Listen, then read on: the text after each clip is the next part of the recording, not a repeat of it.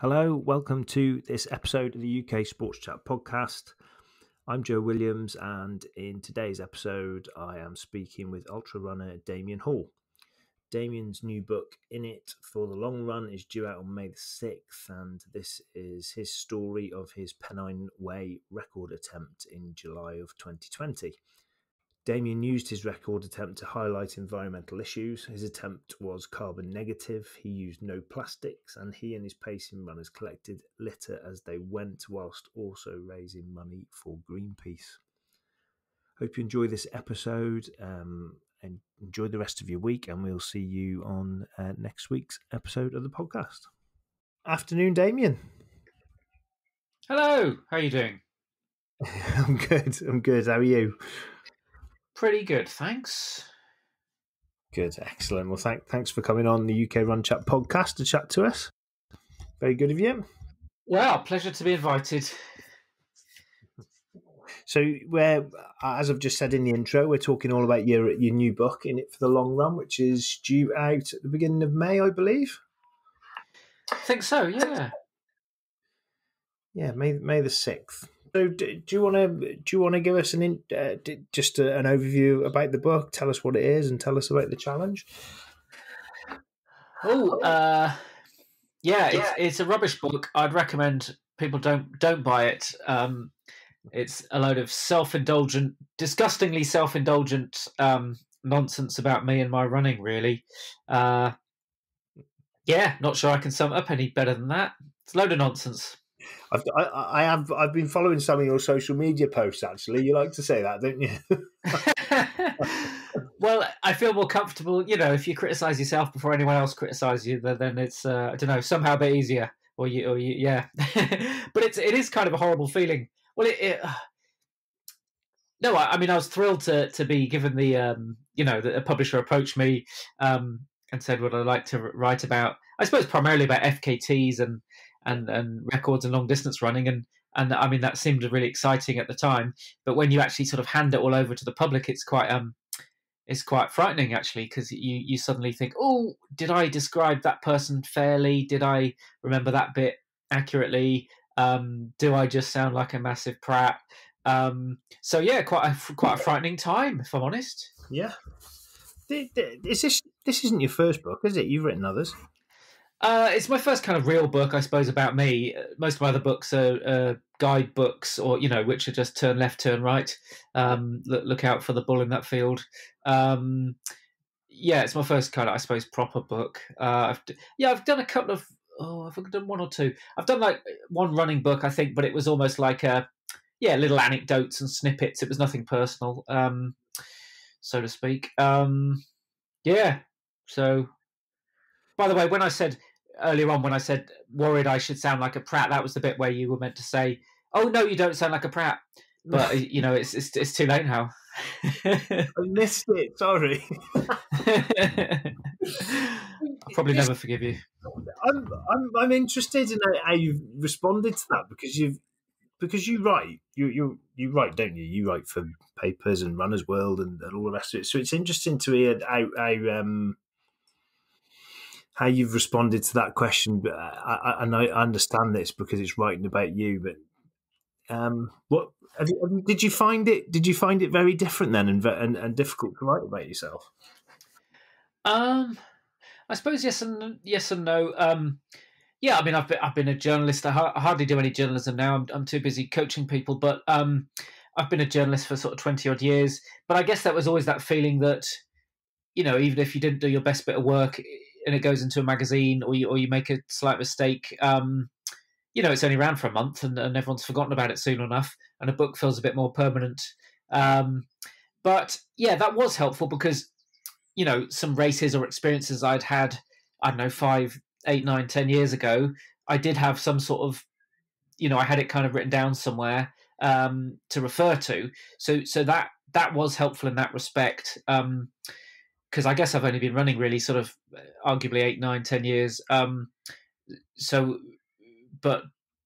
was good. It was good to have those to refer to.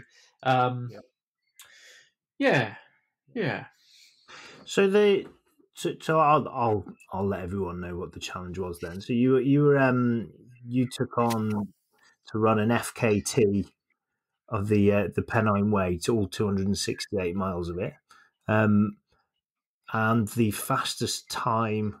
Well, the time actually got broke, didn't it? Just before you ran it, but it stood for a long time, hadn't it? I think it was the late 80s, was it? Yeah, so Mike Hartley had set a record. Who's an absolute legend of long distance running. He'd set a record 32 years ago now. So last summer it stood for 31 years, and both myself and another runner called John Kelly, who's an American but living over here in the neighbouring county to me, and who I consider a friend, we were both planning to have a go at it. Originally he was. Anyway, I only started planning to have a go when races were cancelled, but it had been on my radar for quite a few years, especially as I'd walked the Pennine Way myself. And yeah, we ended up going within. Well, he went first, broke the record that stood for 31 years, and I went 8 days later. I broke his record, which feels a bit mean on reflection. So I did feel quite bad about that. You break a record that stood 31 years, and you only got to say that for a week, really. But he was very gracious about it. He was there at the finish line to congratulate me and so on, and he's going to go again this year, so it could be an on-running saga. Yeah, I did wonder when I saw that. I thought, I wonder if they're mates, and if he just thought, I'm gonna gazump him here. No, I've been asked that a lot, and actually, we both went live on BBC TV a few days afterwards in the morning television, and they were kind of painting me out to be the baddie. What sort of a friend am I who comes along a few days later? But we'd both known for months that each other. In fact, for a long time, I was going to be going first.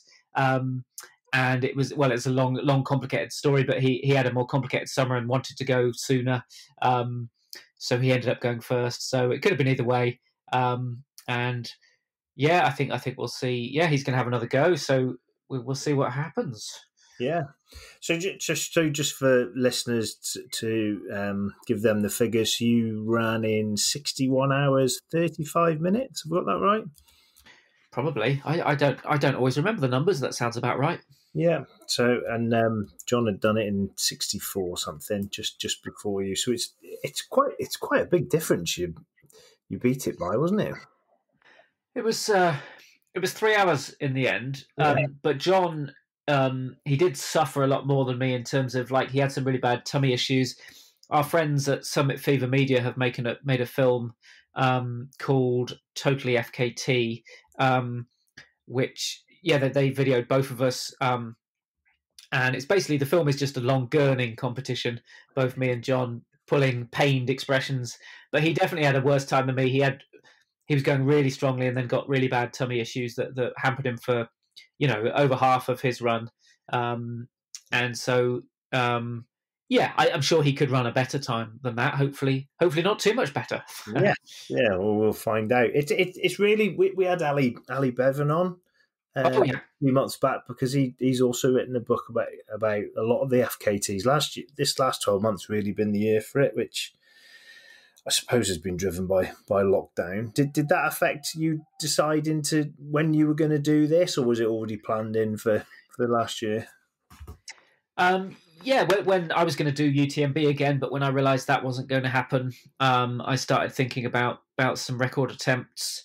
In the end, last year, like a lot of people, did no races, but I did 3 record attempts. One of them I planned to do anyway, but the other 2 came in when there were no races, and I think that there have quite a lot of people. That, although if you had Ali Bevan on, he may have mentioned like Donnie Campbell's incredible Monroe run, where he was planning to do that anyway.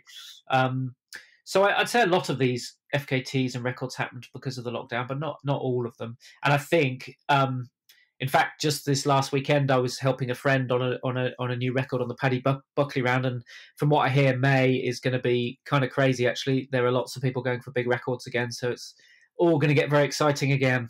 Yeah, very good. So you ran the Pennine Way. So the Spine race is usually south to north, isn't it? It's England to Scotland. But when you did this, you ran. Have I got that right? You ran Scotland down to England. Is that right?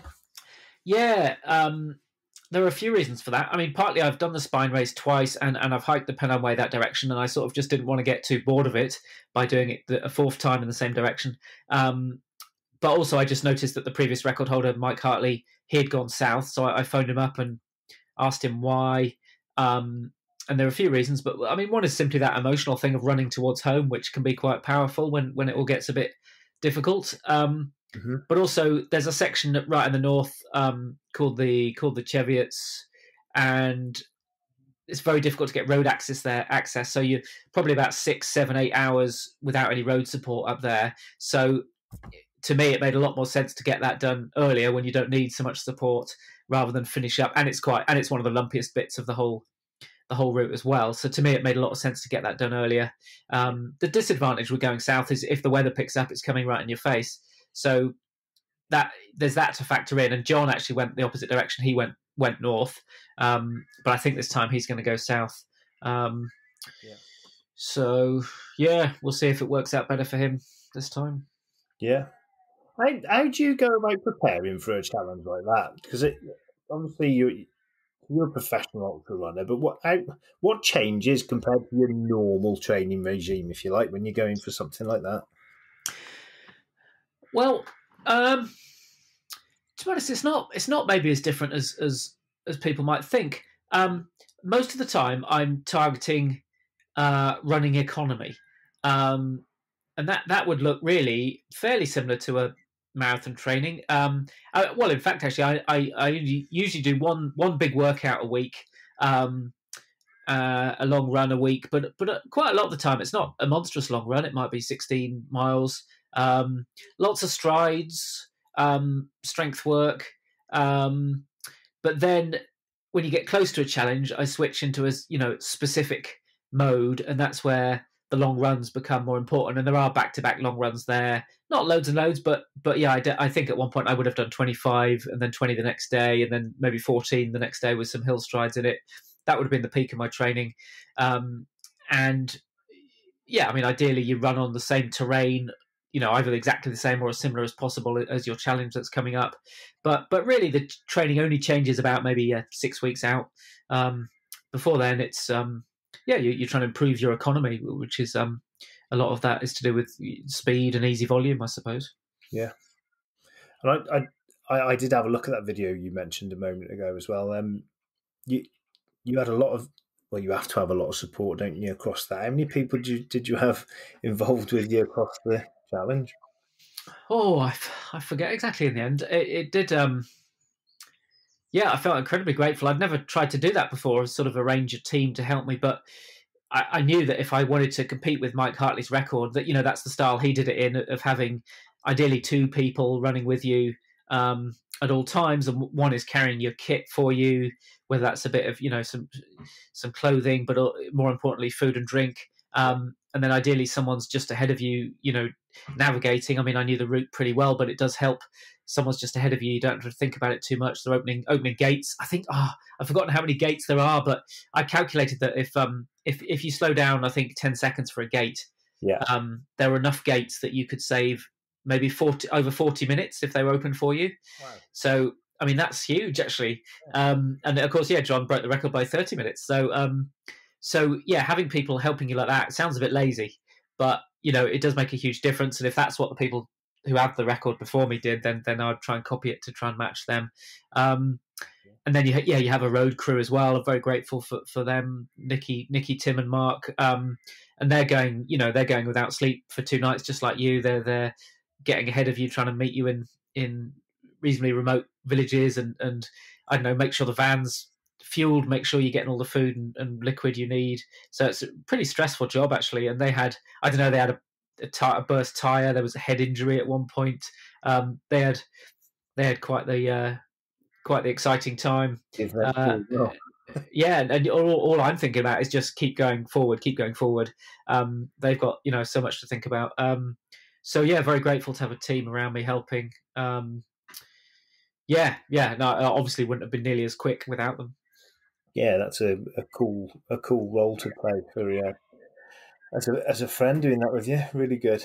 You had, there was loads of people at the finish as well, wasn't there? There was a right crew of supporters and runners as well cheering you in. Yeah, I felt really moved actually, because this is sort of late July.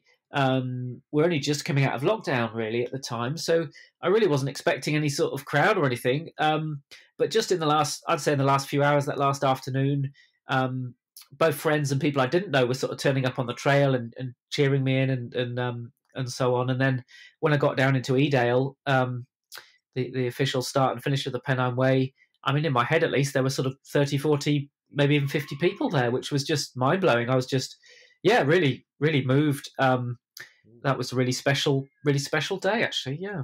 Yeah. It looked fantastic. So I had a look at the video. How do you describe the mental journey you go through on a challenge like that? Because you were quite descriptive with it in the video. It was, describing it. Well, you sort of, I mean, you go through everything really. I mean, yeah, try not to use those cliches of sort of, I mean, it is like a roller coaster. One minute someone does something kind for you, or you see a familiar face and you're, happy as anything, and then the next minute it's a crushing low, or you stub your toe and tumble over and you're frustrated and embarrassed, and the next minute you're fearful because you've lost some time, and then you're grateful again to someone, and then sometimes you just zone out because you're only half awake and you're just trudging along like a zombie. So that is kind of why I enjoy these adventures, because they put you through everything. A huge emotional adventure, and I don't know, it makes you feel alive really, because you go through so many emotions that you wouldn't go through in a normal week. And it's quite addictive, I think. You come out of it and you get sort of post expedition blues that sort of mountaineers and adventurers talk about. Obviously this is a smaller scale, but you sort of miss it when it's gone. You're sitting there and you can hardly walk and stuff, and you're having night sweats, and your body's half recognizable, but you're already missing it and you already want the next one. So it's it's quite an addictive world. Yeah. I read that you and your support team were picking up litter on your way, and I know that the whole climate emergency is something that was important to you, and that you actually built into this challenge. Can you tell us a bit about that? Yeah. Well, first thing I should say, of course, is that by doing this, I did encourage more car journeys than would have happened otherwise. Got to hold my hands up there. But I work with a company called Our Carbon, who audited me, my whole family, my lifestyle for last year, and we came up with a plan, to reduce our personal CO2e emissions, and then offset the ones we couldn't totally eradicate. So that made us sort of carbon negative for the year, and we're going to do the same again this year. And yeah, I'm just really quite stressed about how imminent our sort of climate emergency. Well, we're in a climate emergency now, and how politicians aren't acting quickly enough, and that stresses me out quite a lot. You only have to check out the BBC website or the Guardian website. You can see plenty of stories about how we're behind targets and so on. Also, you'll get me off. I'll go on for 10 minutes if you don't interrupt me. But it's really concerning, and I don't know. I think there is, broadly speaking, two things people can do. There's the personal stuff or the political stuff, and I suppose I've ended up doing a bit of both. But that also, having some values. I also did it without fueling on any animal products and without creating any plastic waste, which was actually the trickier one. And then we collected litter as I went. I guess just to have a small environmental message with it gave it a lot more meaning for me. So when it got really difficult, that cliche of like know your why really came into my mind, as sort of why was I doing this? And I wouldn't think so much of trying to break a record, because ultimately that's a bit of a sort of selfish little pastime. But I was trying to, I suppose, spread or at least live by some values, and that was quite powerful to me, and kept me going really. Yeah. It's it's something that's, we see it spoken about a lot on on our social media channels, but how do we do more specifically within running and race organisers as well? if I give an example, if you look at Run Britain licensing for road races, say a half marathon, it's part of the license to have 3 water stations, and inevitably they're filled up with plastic water bottles. It feels like, with everything we've been through, the pandemic and COVID secure guidelines now moving forward for races, that is now the time that the running industry, or the events industry specifically, really do something about it. And so, for example, do runners become self-sufficient on road races? And that's a lot more common in trail and ultra races. But is that something that could come in as part of licensing, for example? Yeah, no, that's a great question. It definitely upsets me, as it upsets lots of people. I think when you see sort of the road after a half marathon or marathon in a big city, it's just littered with plastic bottles. And of course we hope they're going to be recycled, but often they're not. They could be incinerated, or that is a problem. I mean, I've heard of some events, they've got these kind of seaweed pouches, haven't they, that are biodegradable, but I don't know, for a small event, that presumably they're a bit more costly. And you're right, in a lot of trail races now, they won't give you, you have to basically bring your own cup, and they'll fill it up for you. But that I can see how that's more tricky in road events, although hopefully the seaweed option and similar options might become the norm. But ultimately, probably in most cases, how people, depending on where the event is, but traveling to an event is probably going to be people's biggest carbon emissions in most cases. I mean, I suppose I'm speaking as someone who used to fly abroad quite a bit to race. Obviously, if a race is in the same country, usually getting a train there isn't that's pretty good for the comparatively that's pretty good for the environment. But that throws up a really good question, I think, about events. Is the emissions from travel to an event, is that on the event, or is that on the individual? So I'm sure some events could do better at sort of incentivizing travel by public transport, and I've heard some that do. They might give you a discount or that sort of thing. So that's going to be a way forward. The other two, well, the three outside of running, the 3 areas that we're constantly told to look at are kind of your diet, your energy, and your travel. So we've just covered off travel. Energy is actually a really easy one to sort out. You can switch to a renewable energy supplier in just 5 minutes online, either Bulb or Ecotricity, or Pure Planet. You might even save some money. You can do that easily. And then diet is maybe the more controversial one, but I think everyone knows now, we're going to be eating less meat, especially red meat, and less dairy. And of course, runners, we burn more calories, so we're eating a bit more than average people. So maybe we've got to show more responsibility. I don't know. I don't want to be too preachy about it all. But yeah, it's a huge, complex subject, and it's difficult to know. Also in the running world, sorry, the big one is the clothing and the kit. And there's, hopefully people have mostly heard now about sort of Trees Not Tees, for example, and Rerun Clothing, who both founded by friends of mine. And Trees Not Tees do amazing things and give race organisers the option now of just really easily, when you sign up for a race, you can ask for a tree instead of a T-shirt, because I think people should be allowed a T-shirt, especially if it's your first half marathon or first marathon or whatever. But there are just so many T-shirts around now, and if they're nylon, they take hundreds of years to biodegrade, and if they're cotton, they've used usually it's I think 2.5, the same amount of drinking water as one person might drink in 2.5 years to make them, and then often the T-shirt isn't really wanted or used anyway. So that's a bit of it's very wasteful. And that could be something people are better at. But I suppose, the bigger message is we're all over consuming. We're all probably buying too much kit and too many pairs of shoes. But it's just something to think about, I suppose. But don't want to get too gloomy. No, it's not preachy. To use the words preachy. It's not. It's important. It's very, very important currently. How much litter did you collect out of interest? Did you fill a car up or what exactly? Oh, yeah. And I must say, it was mostly my brilliant support runners who were collecting it for me. But I'm pretty sure it was about 8 kilograms in the end, I think it was. And what it was what you might expect. Up on the moors, up on the hills, there wasn't very much at all, but it was nearly always like near a village or near a town that you'd find a bit.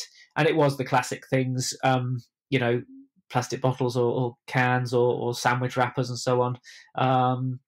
But yeah, I suppose it was about what we'd expect. It wasn't worse or better. Yeah. But yeah, it's nice. It was a sort of satisfying thing to do, and then you feel like you've. I don't know. I've tried to carry on doing that whenever I remember. It's I don't know. You get a little. I don't know which chemical goes off when you do something good, but whether it's dopamine or one of them. Yeah, but it's a nice feeling. Sometimes you think, oh, I went for a run and I collected a bit of litter, and yeah. What's next for you? Is there any other FKTs on the horizon? Or There could be, yeah. Well, I'll still keep the details to myself if you don't mind. But late May, I'm aiming for something. Yeah, I've been targeting something quite similar to the Pennine Way, slightly shorter in distance, but the record has stood for 31 years again. So I will, I'll sort of reveal that nearer the time. But currently training for that. But I think May, especially, is going to be quite crazy. I've heard of a few Pennine Way runs, but also the Wainwrights in the Lake District. I've heard of, I think, 4 attempts on that, at least I've heard of. So it's going to be quite exciting, I think, again. Busy month to follow along. Yeah. Cool. Okay. Well, for everyone listening, yeah, May the 6th, in it for the long run. It comes out as Damian's story of his Pennine Way record attempt last July 2020. Damian, where can everyone connect with you if you want them to? I think I'm probably fairly easy to find. I'm a TikTok guy. I'm down with the kids. Probably Instagram. I think I might be Ultra Damo. I think with an underscore in between. I think my name was gone. Instagram. I'm on Strava and Twitter and all of those. I'm probably easy to find. I'm probably quite annoying. So I wouldn't recommend anyone follows me. Brilliant. All right, Damian, cheers. Well, thanks for coming on. It's been good to chat, and best of luck with that FKT in May. I look forward to looking out for it. Thank you very much indeed. Cheers. Take care.